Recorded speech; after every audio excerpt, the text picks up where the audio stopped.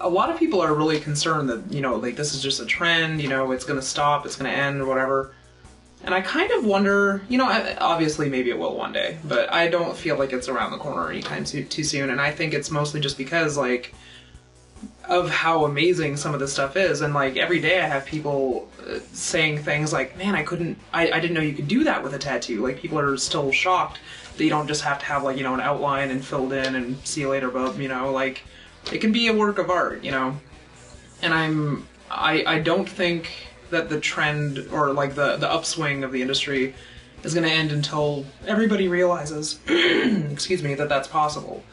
And, you know, one of the things I've noticed a lot in the last couple of years especially is I'm tattooing people, especially older women, you know, middle-aged older women, some like in their 60s, 70s, even 80s I've tattooed, that never had a tattoo in their life. And then, but it's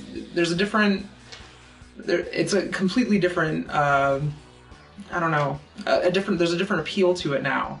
I think before it was more a sign of rebellion, and now it's carrying a work of art. You know, people would come in and they were just like, you know, I almost disowned my son when he got his first tattoo, and here I am getting one, but I just can't believe what, you know, and again, like, I just can't believe what people are doing with tattoos now, and you can actually get something beautiful and whatever. And it's true. I mean, unfortunately, I wish that I would have been paying attention to that since day one, but, you know, I've got a few that I probably could live without that I might be lasering off so I can make room for more of the beautiful artwork that's out there. But yeah, people are really proud to carry it, you know. Eli just tattooed a woman I've been tattooing. Her mother came in and got something across her chest, and, you know, she was probably in her late 60s, and it was a very visible, like, chest piece, like big flowers across her chest.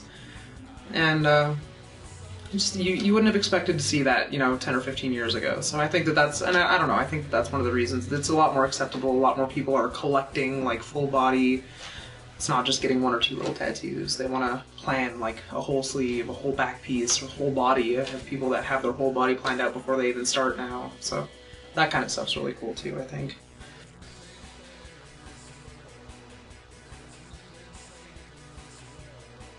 Well, the one, I had 15 minutes of internet fame once. Not necessarily the best piece I ever did, but it was definitely the most, I've had people come in fact, I've had people when I was out in San Francisco tattooing go through my portfolio and see it, and they're like, "You're the one that did this?" It's a picture of Jesus laughing, and it says LOL OMG underneath it. And it's actually been published in a book called No Regrets, about tattoos that just basically make you say what the fuck. It definitely falls into that category. So that's probably the one that's gotten me the most. And then, you know, one that's actually gotten me recognition because it's actually, you know, a good tattoo and not just hilarious or whatever, it would probably be the peacock I did on Deanna.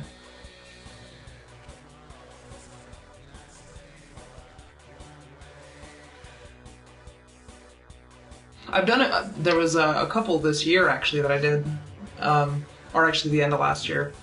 It was two different women, two completely separate occasions, but just happened to be in the same month or whatever, that had both had, they were both cancer survivors, both had mastectomies.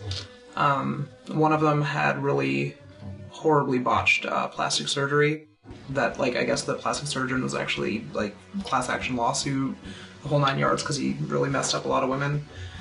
So she'd lived with this horrible scar for however many years, I don't even know, it was something like 15 or 20 years. And she finally just decided that, and she didn't have any tattoos, she didn't even really like tattoos, she wasn't into tattoos.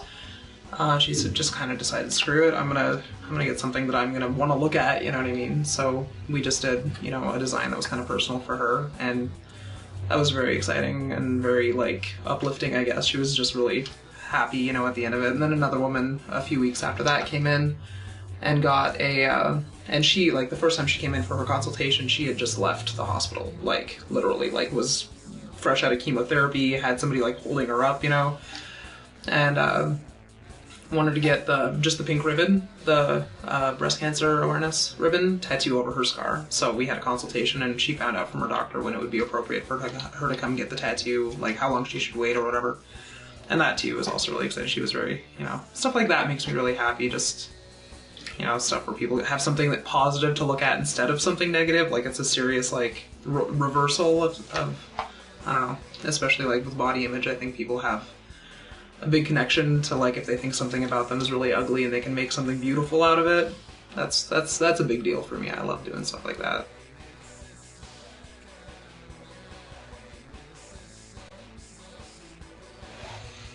I got punched in the face once.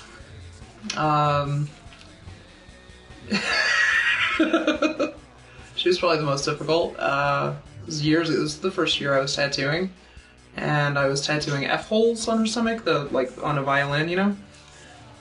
Just small, like one on each side of her belly button, and she was just putting on a show. Like it was like I was skinning her, basically, is the way that she was acting.